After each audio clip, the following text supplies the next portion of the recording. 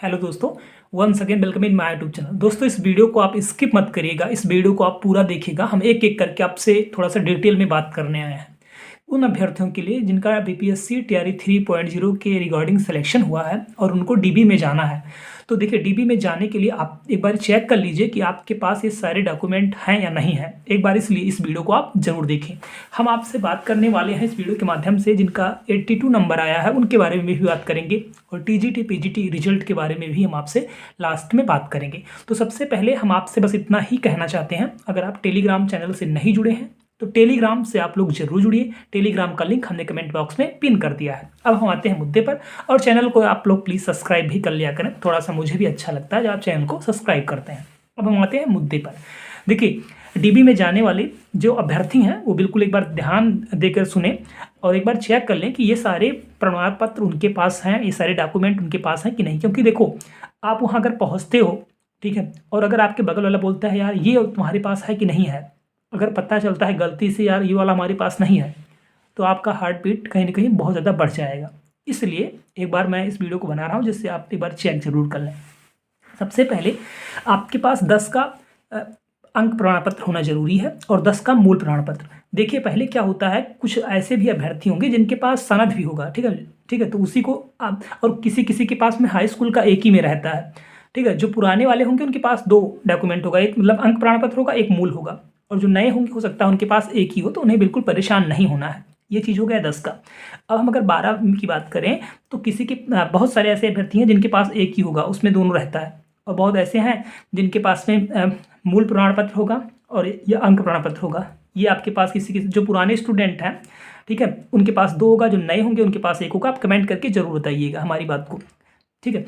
अब हम आते हैं, देखिए बहुत सारे ऐसे अभ्यर्थी खासकर जो बिहार के हैं वो 10+2 और प्लस उनका डीएलएड के अकॉर्डिंग होता है, ठीक है। लेकिन जो अदर स्टेट कैंडिडेट हैं उनको ग्रेजुएशन प्लस डीएलएड करना होता है, खासकर जो उत्तर प्रदेश से हैं और जगह से हैं।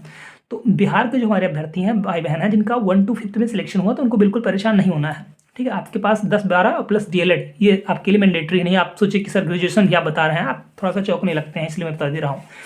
अगर हम आते हैं स्नातक का, तो स्नातक का आपके पास अंक प्रमाण पत्र होना चाहिए और मूल प्रमाण पत्र, ये दोनों चीज़ आपके पास होना चाहिए। हम नेक्स्ट आते हैं, ठीक है। नेक्स्ट आपका है पीजी। देखिए, पीजी में ये पीजी उनके लिए है जो क्या नाम है 11th-12th में या 9th-10th के जो टीचर होंगे, ये उन लोगों के लिए। अगर पीजी लगाए होंगे तो आप ले जाइएगा। अगर बहुत सारे ऐसे भी अभ्यर्थी होंगे जो पीजी भी लगाए होंगे, अगर आप लगा दिए हैं तो आप ले जाइएगा, ठीक है। अब हम आते हैं नेक्स्ट बीएड और डीएलएड। देखिए, जिनका 6th में सिलेक्शन हुआ है वो बहुत ऐसे होंगे जो बीएड लगाए होंगे और बहुत ऐसे होंगे जो डीएलएड लगाए होंगे। तो अगर आप डीएलएड लगाए हैं तो डीएलएड का ले जाना है, अगर आप बीएड वाले हैं तो आप बीएड के लेकर जाइएगा। अंक पत्र और मूल प्रमाण पत्र, इस चीज़ को आप ध्यान दीजिएगा। अब हम नेक्स्ट आते हैं, ये आप एक बार चेक कर लीजिएगा जरूर। अब हम आते हैं जात प्रमाण पत्र। अभी हम लास्ट में कुछ और भी आपसे बात करेंगे। नेक्स्ट आता है जात प्रमाण पत्र। ये उन के लिए है जो आरक्षित हैं, ठीक है, जो हमारे ईडब्ल्यूएस हैं, जो हमारे ईबीसी हैं, जो एससी हैं, एसटी हैं, ये सब जो अभ्यर्थी हैं वो अपना ये जरूर ले जाएंगे। बहुत सारे ऐसे अभ्यर्थी होंगे जब आप फॉर्म फिल करते टाइम आपने जो डॉक्यूमेंट लगाया था, ठीक है, जिस डेट का लगाया था वही वाला डेट चलेगा, इस चीज़ का आप ध्यान दीजिएगा। मतलब वही वाला चलेगा जो आप फॉर्म फिल करते समय लगाए थे, क्योंकि उसी से आपका मिलान होगा, इस चीज़ को आप ध्यान दीजिए। अगर आप उस मिलान में अगर आपका नहीं आया, कोई दूसरा डॉक्यूमेंट आप वहाँ पेश करेंगे तो आपका कहीं ना कहीं डिसमैच कर दिया जाएगा, इस चीज़ को आप ध्यान दीजिएगा। नेक्स्ट आते हैं दिव्यांग अभ्यर्थियों के लिए, पीएच अभ्यर्थियों के लिए है। अगर आप पीएच हैं तो अपना प्रमाण पत्र आप जरूर लेकर जाइएगा, ठीक है। आधार कार्ड की हम बात करते हैं, मूल आधार कार्ड, ये आप विशेष ध्यान दीजिएगा। जो मोबाइल से आपका लिंक होगा उसी को आप ले जाइएगा, क्योंकि आपका जो ओटीपी होगा ना उसी के अकॉर्डिंग आपका वेरिफिकेशन होगा। इस पर आपका जो ओटीपी जाएगा तभी आपका वेरिफिकेशन होगा, तो इस चीज़ को ध्यान दीजिएगा। मोबाइल वही आप ले जाइएगा। 4 फोटो जरूरी है, बट आप थोड़ा सा और एक्स्ट्रा भी रख सकते हैं अपने पास, 2-4। अब हम आते हैं सीटेट को लेकर। बहुत सारे जिनका 9th-10th में होगा, 11th-12th में स्टेट वाले हैं, और जिनका 1 to 5th 6th है सीटेट। देखिए, सीटेट में आपको दोनों प्रमाण पत्र लेकर जाना है, इस चीज़ को आप ध्यान दीजिएगा, ठीक है। सीटेट में आपका दोनों रहेगा, एक में शायद सीरियल नंबर लिखा रहता है और एक में रोल नंबर लिखा रहता है, ऐसा कुछ है, ठीक है। तो वो आप दोनों आपको लेकर जाना है, ये चीज़ है।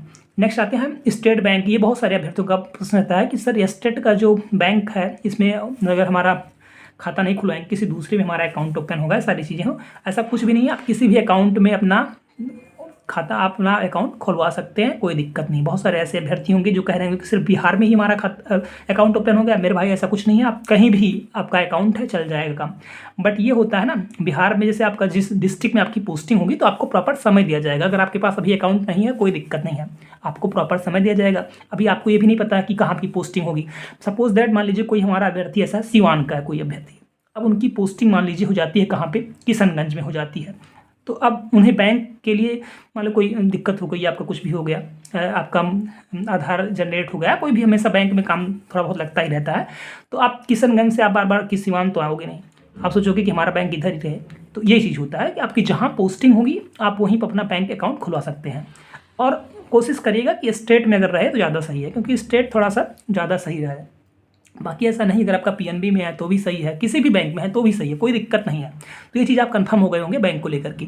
अगर सुनिए, अगर आपका बैंक में अगर अकाउंट है तो क्या आपको ज़रूरी है ओपन कराना? बिल्कुल नहीं ज़रूरी है, ठीक है। अगर अकाउंट है तो बहुत अच्छी चीज़ है, ये चीज़ आप कंफर्म हो गया होगा। अगर आपका और कोई क्वेश्चन है इससे रिलेटेड तो आप पूछें, आपको कमेंट बॉक्स में जरूर रिप्लाई करेंगे, ठीक है।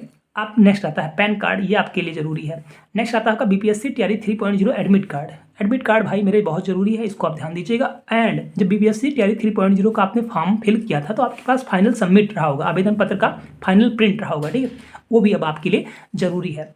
और हम आपको नेक्स्ट बताते हैं। देखिए बहुत सारे ऐसे अभ्यर्थी हैं जिनका सीटेट में 82 मार्क्स है, वो बहुत ज़्यादा परेशान है, ठीक है। आप बिल्कुल परेशान मत होइए, आपको बाहर नहीं किया जाएगा। मैं एक बार फिर से बोल रहा हूँ, हमने टेलीग्राम पर बहुत सारे डॉक्यूमेंट सेंड किए हैं ऑलरेडी, तो उसको आप फोटो कॉपी अपने पास जरूर रख लीजिएगा। नेक्स्ट आते हैं, थोड़ा सा हम आपसे और बताना चाहते हैं, जितने लोग यहाँ पर देख रहे हैं आप सबसे मेरा रिक्वेस्ट है, चैनल को आप जरूर सब्सक्राइब करिए और टेलीग्राम से आप जरूर जुड़िए। और जो टीजीटी पीजीटी की हम बात करते हैं, तो टीजीटी का जो रिजल्ट है आपको मंडे मतलब कल आपको देखने को मिल जाएगा, ठीक है। टीजीटी का 100% आपको कल देखने को मिलेगा रिजल्ट। बहुत सारे अभ्यर्थियों का ये प्रश्न है कि सर 5-6 सब्जेक्ट का ही आएगा, ऐसा बिल्कुल नहीं है। टीजीटी का आपको कल पूरा प्रॉपर रिजल्ट देखने को मिलेगा। अगर पीजीटी की बात करें थोड़ा बहुत आपको भी अभी आपको लेट करना पड़ेगा, मतलब अभी 2-3 दिन का और समय लगेगा पीजीटी में, ठीक है। और डिस्ट्रिक्ट अलॉटमेंट को लेकर के, वाटर मार्क को लेकर के ये भी बहुत सारे अभ्यर्थियों का प्रश्न होगा। तो डिस्ट्रिक्ट अलॉटमेंट और आपका वाटर मार्क, ये सारी चीज़ आपको मंडे यानी कि कल आपको पूरा उम्मीद है देखने को मिल जाएगा। आप सभी से मेरा रिक्वेस्ट है, अगर आपका और कोई क्वेश्चन है तो आप कमेंट बॉक्स में आप जरूर पूछें। और प्लीज़ चैनल को यार आप सब्सक्राइब नहीं करते हैं, बहुत दुख होता है। देखते हैं वीडियो कम से कम 8,000, 6,000, 7,000 लोग, 10,000 लोग, बट चैनल को सब्सक्राइब नहीं करते हैं। तो प्लीज़ चैनल को आप कम से कम जरूर सब्सक्राइब कर लिया करें।